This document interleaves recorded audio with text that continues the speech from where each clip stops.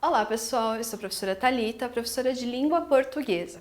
E nós vamos então para mais uma semana de gramática. Lembrando, gente, que essa semana então a gente vai falar sobre verbos, tá? Para isso, para praticar o que a gente já viu anteriormente, peço que vocês peguem o livro de vocês então, lá na página 34. Lá nós temos então o exercício número 1, o qual começa com um poema chamado Natal. Jesus nasceu. Na abóbada infinita, soam cânticos vivos de alegria, e toda a vida universal palpita, dentro daquela pobre estrebaria. Não houve sedas, nem cetins, nem rendas, no berço humilde em que nasceu Jesus, mas os pobres trouxeram oferendas, para quem tinha de morrer na cruz. Sobre a palha, risonho iluminado, pelo luar dos olhos de Maria, vejo o menino Deus, que está cercado dos animais de pobre estrebaria. Não nasceu entre pomas reluzentes, na humildade e na paz deste lugar. Assim que abriu os olhos inocentes, foi para os pobres seu primeiro olhar. No entanto, os reis da terra, pecadores, seguindo a estrela que ao presépio os guia, vem cobrir de perfumes e de flores o chão daquela pobre estrebaria. Aqui então nós temos um poema do Olavo Bilac. Para quem não lembra, gente, Olavo Bilac é um poeta parnasiano. Observe os seguintes empregos de preposição de, dos animais e de flores. Em cada caso, ela indica uma relação de sentido diferente. Cite os valores semânticos dessas preposições nos exemplos citados. Reescreva ainda cada construção substituindo o de por outra preposição de sentido equivalente. Beleza? Então, ali, gente, né, a preposição de pode trazer vários significados. Aqui pode ser de posse, origem, matéria, várias e várias coisas. Só que vale lembrar, gente, que aqui é um poema de autoria de um poeta lá do final do século XIX. Então, gente, ele usa o quê? De forma culta à língua. Então, a preposição de aqui é utilizada para colocar o nosso agente da passiva dos animais. Esse uso hoje é incomum, para escrita inclusive. Mas, gente, no segundo é para indicar a substância, ou seja, a matéria de flores, que é mais usual no português atual. Então, gente, no primeiro caso, eu poderia substituir por, então por animais. Também estaria correto, porque é, né, atualmente a preposição que nós usamos, então, para colocar o agente da passiva. Agora, gente, no outro, né, ficaria pelos animais. Já no segundo, a gente poderia colocar com flores. Então, o primeiro ficaria pelos animais e o segundo com flores. Então, gente, ambas têm significados diferentes. Na número 2. A preguiça é a mãe de todos os vícios, mas como uma mãe é uma mãe e é preciso respeitá-la, pronto.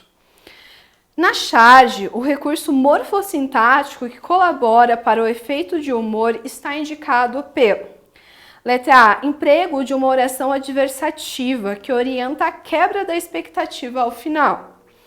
Letra B, uso de conjunção aditiva, que cria uma relação de causa e efeito entre as orações.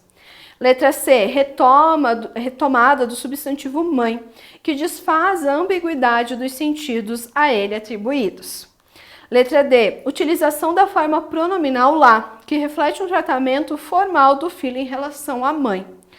Ou E, repetição da forma verbal é, que reforça a relação de adição existente entre as orações. Aqui então, gente, nós temos o mas uma mãe. Então, o que traz esse efeito humorístico ali, lembrando, gente, que humor na literatura não é algo que te faça rir, tá? Então, ali o que é correto é a letra A. Número 3. O menino que me olha. Não andamos muito elegantes nesses tempos estranhos.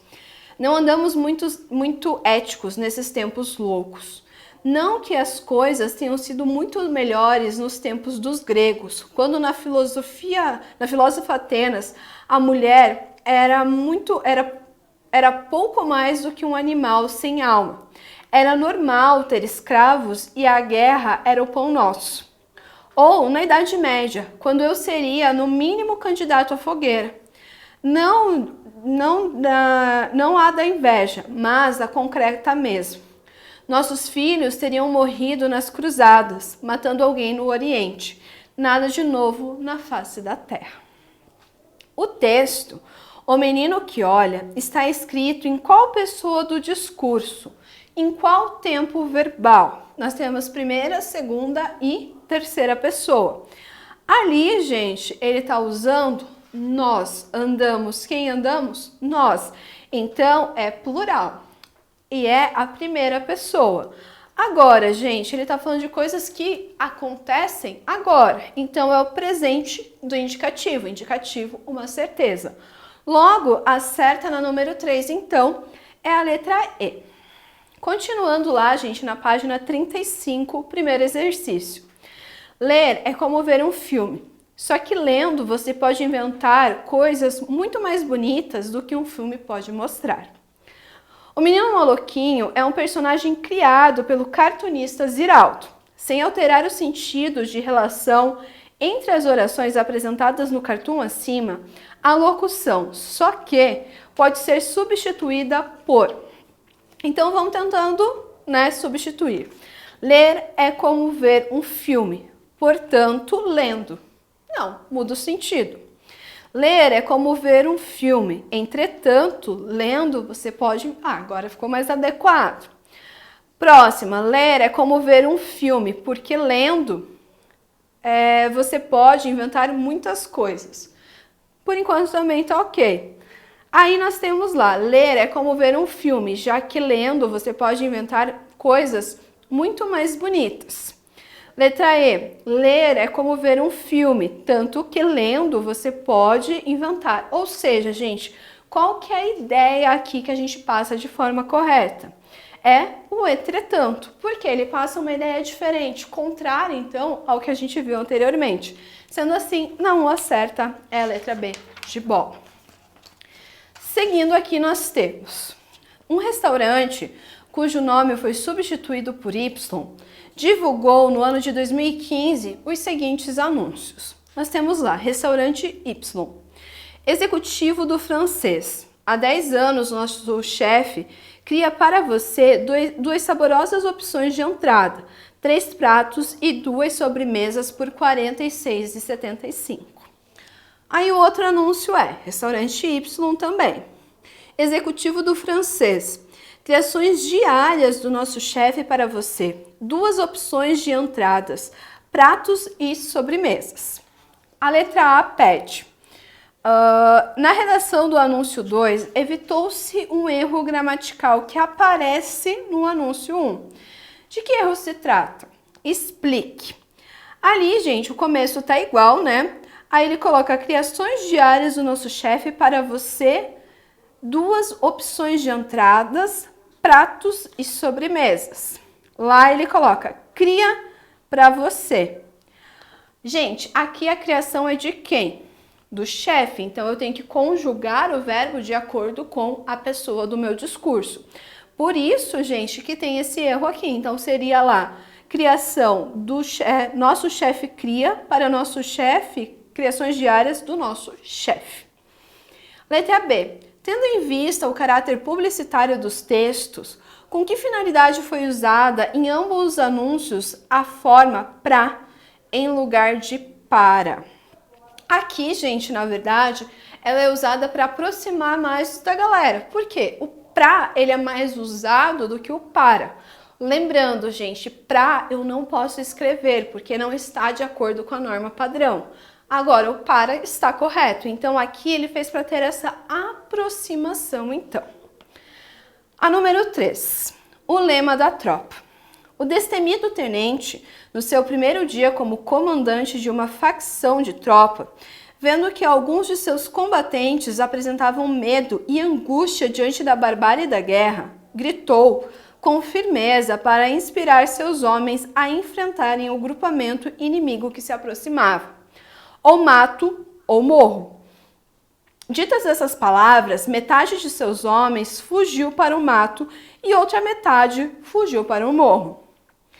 Considere o seguinte trecho do texto: ou mato ou morro. Ditas essas palavras, metade de seus homens fugiu para o mato e outra metade fugiu para o morro.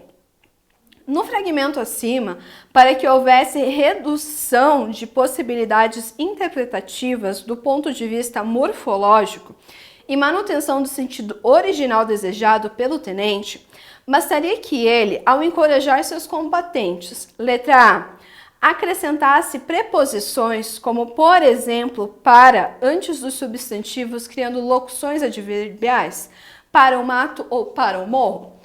Não, gente, na verdade não era esse sentido que ele estava usando, ele não estava usando como substantivo.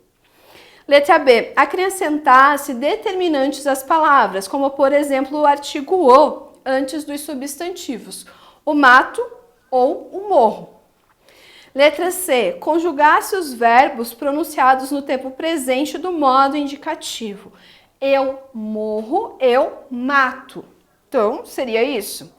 Ou então a letra D, pronunciasse as palavras considerando-as como verbos na forma nominal do infinitivo.